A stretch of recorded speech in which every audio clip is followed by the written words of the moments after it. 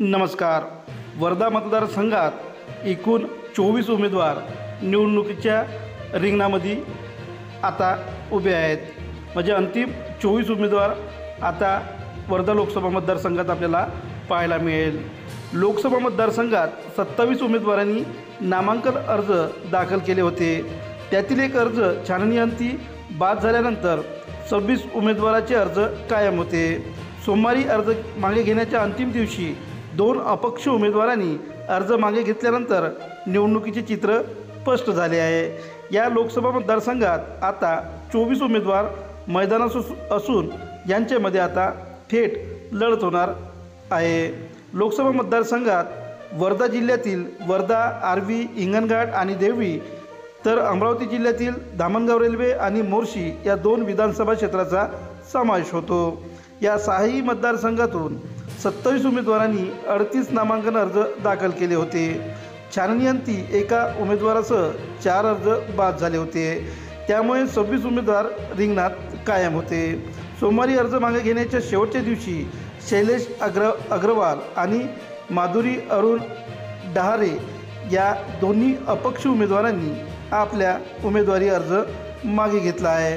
त्यामुळे आता 24 उमेदवार रिंगणात कायम असून त्यांना चिन्ह वाटप करण्यात आले आहे. या निवडणुकीसाठी मोर्शी व धामणगाव या मतदारसंघात चांगलेच वातावरण तापलेले दिसते.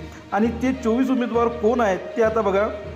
अमर शरद काळे, राष्ट्रीय काँग्रेस शरद पवार गट, मोहन रामराव राईकवार, बहुजन समाज पार्टी, रामदास चंद्रभान तळस, भारतीय जनता पार्टी, अक्षय उत्तमराव मेहरे, अखिल भारतीय परिवार पार्टी, आशिष इजनकर, विदर्भ राज्य आघाडी, डॉक्टर रमेश वावरे, महाराष्ट्र विकास आघाडी, अरविंद श्यामराव लिल्लोरे अपक्ष, ॲड भास्कर मारुतराव नेवारे अपक्ष, कृष्णाजी अण्णाजी कलोडे हिंदू राष्ट्र संघ, रमेश खंडोजी सिन्हा अपक्ष, जगदीश उद्धव वानखडे बहुजन मुक्ती पार्टी, राजेंद्र गुलाबराव साळुंके वंचित बहुजन आघाडी, राहुल तुळशीदास भोयर अपक्ष, Ramrao Bajirao Ghodaskar all India forward bloc, Anil Keshav Ghuse अपक्ष, पूजा पंकज तळस अपक्ष, किशोर बाबा